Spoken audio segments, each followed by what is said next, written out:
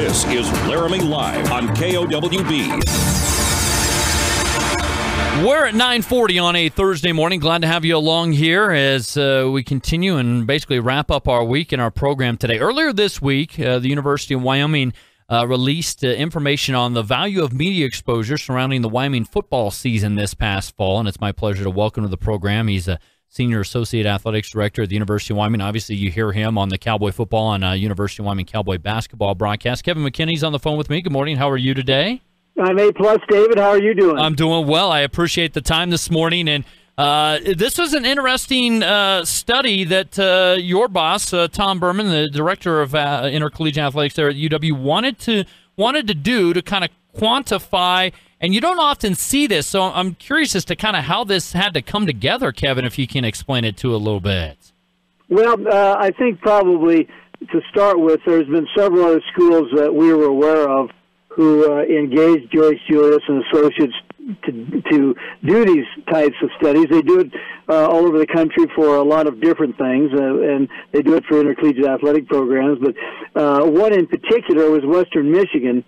After they had such a great year last year, undefeated, went to the Cotton Bowl, they engaged this company to just see how much they meant, their season meant to the university, and so they got their numbers, and we were thinking this is going to be a good year. We have Josh Allen. This might be a good time to engage a firm like this to see just how much what kind of exposure we actually get, and what kind of a factor athletics really is in terms of how it relates to the University of Wyoming and to the state of Wyoming. And so this company's pretty thorough. It basically studied the more conventional media areas, television, radio, newspaper, didn't really delve into the social world as much.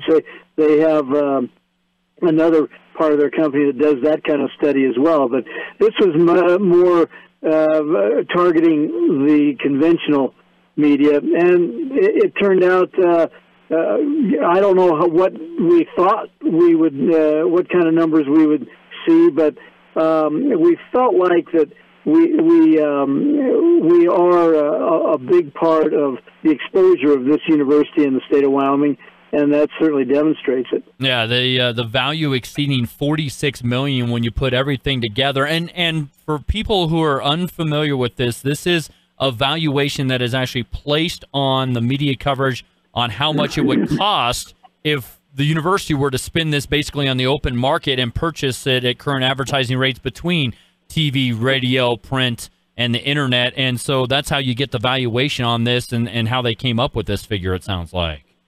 Yeah, and it's quite a science, Dave. They really delve into, for instance, if there's a televised game, they look at that game and they count how many times the university was mentioned, how many times the bucking horse appeared, the signage that in the stadium that might work against our signage or our marks. Okay. So it's very, very unique, and it's really they drill down pretty deeply on this, and we were very impressed with the process and how they go about it. Now, obviously, you kind of explained to a degree where the decision lies, but obviously people want to go and want to ask the question, well, why do we go about spending money on something like this, Kevin? Well, I think that we need to know, just for our university especially, but for the state of Wyoming, for the state legislature, we wanted to know exactly what kind of exposure we are bringing to the university, obviously the athletics, but to the university and certainly to the state of Wyoming. When we talk to these guys, Wyoming is unique in that our brand on our helmets and our uniforms is the same brand as the state of Wyoming. Right. And so it all works hand in hand. We're one of the only institutions, if not the only one, that has that situation. It's a very positive situation, because whatever you see about our brand, you're seeing that's the state of Wyoming brand, and so it works well for all of us, which we knew about, Dave. I mean, we knew that exposure to Wyoming athletics is great for the state of Wyoming, but I think it's just good, and we felt it was good to put a number to it, and as you said, to quantify what our worth is, what our meaning is to the state of Wyoming. Absolutely. We're, of course, visiting with Senior Associate Athletics Director Kevin McKinney from the University of Wyoming this morning on the program, and obviously here, Kevin, on the football and basketball broadcast. Were you taken back a bit by the number? I mean, when I saw the report, I was like, wow, because that would be a pretty good return on investment. Yeah, I think we were all a little bit surprised that it was that high. But you're talking about every game is televised in football. You've got certainly the radio call of every game, the signage in your facilities. There's just the newspaper hits alone were impressive. So there's all kinds of exposure going on that we don't even really sit back and give it a thought. We just, I guess to this point, we kind of expect that most of our games will be televised. Right. We know that all of our games will be broadcast live on radio. We know that the newspapers in Wyoming will cover the university, but this went outside the state of Wyoming, and this looked at exposure all over the country, not just television exposure across the country, but newspaper as well, and certainly with Josh and the exposure that he got, that was a big help to it. And Dave, it's not ending obviously for him, because when the draft comes around, the university and the state of Wyoming will more than likely receive a lot more exposure depending on where he's drafted. So that's an ongoing story there. Yeah, it certainly is. And to back up Kevin's point, ongoing as of this morning with Mel Kiper releasing his mock draft 1.0 and having Josh Allen predicted as the #1 pick right now to the Cleveland Browns, that certainly helps out. In terms of conversation, what does this mean in terms of the conversation between you and your colleagues in the athletic department, and what has it meant in terms of conversation with fans here in the last couple of days? Well, it's been a very, very positive situation, obviously, and people are impressed by it. I don't think people really sit back and think about these kinds of things and just exactly how much exposure you're getting. Television is a great thing, for instance, but on the other hand, it dictates our game times, and sometimes those game times aren't really good for the people who come to our games. And so right. I guess for them, it's kind of well, at least we're getting all kinds of exposure on it for the university and for the state, even though I can't make an 8 o'clock game. So there's a little bit of that where you say, okay, I can understand why these games are when they are. But yes, everybody's been really positive. And again, I think, and we may do this at some point as well, if you throw in the social part of it, the Facebook and the Twitter and all that exposure, right. It would be even more. I don't know how what numbers they put to the social media and whether it's weighted as heavily as television or newspaper or radio. I don't know that, but they do those kind of studies as well, and that would certainly be very impressive. But this has been a very positive story, and people, I think, are a little bit surprised that that's the kind of exposure that this program is getting. Yeah, and I think one thing is to realize that this is, again, just to reemphasize, this isn't money that's made by the university. This is just basically a valuation placed if the university were to go out into the open market and purchase across all the different platforms at current advertising rates for Wyoming football in the fall, $46 million. Obviously, you call the games with Dave. You guys do a great job, game in, day out. Talk a little bit about your thoughts, Kevin, overall, as we visit with, again, University of Wyoming Senior Associate Athletics Director Kevin McKinney on the show this morning. Just your thoughts on the fall sports season in general. Because I know when I had you on back in May, we were talking about a year that you really hadn't seen across the board with some of the high-level success through all the programs. What were your thoughts thinking back to some of the things that did happen in the fall between football and volleyball and some of the other sports? Well, very, very positive again, Dave. I mean, we had a really good season in the fall. You can always do better and strive to do better, but when you've got your volleyball in the postseason and the football team had the success it had, despite losing Josh, it was a very good year. I think that we could have done a little bit better maybe in a sport or two, but in general, Wyoming is doing very well. And then when you consider the opening of the AA and the Sailors statue and all of that, the continuation of the construction on the high altitude facilities, performance on the fields and courts. It's been very good. We're kind of in the middle of the winter season.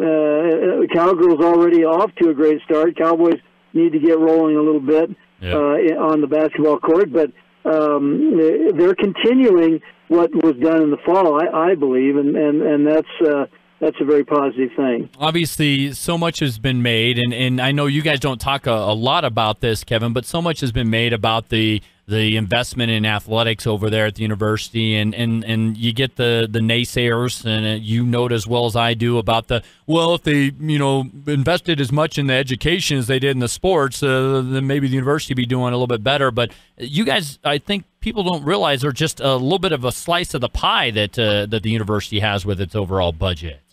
Well, no doubt about it, and we also have the ability to raise our own money, which is a great help. Not a lot of entities on the campus are able to do that or have that luxury, so that helps a great deal. But really and truly, with that exposure number that we saw, the $46 million, and what goes on in athletics, there's very much a correlation on enrollment, and President Nichols and the trustees are very serious about increasing the enrollment of the University of Wyoming, and rightfully so.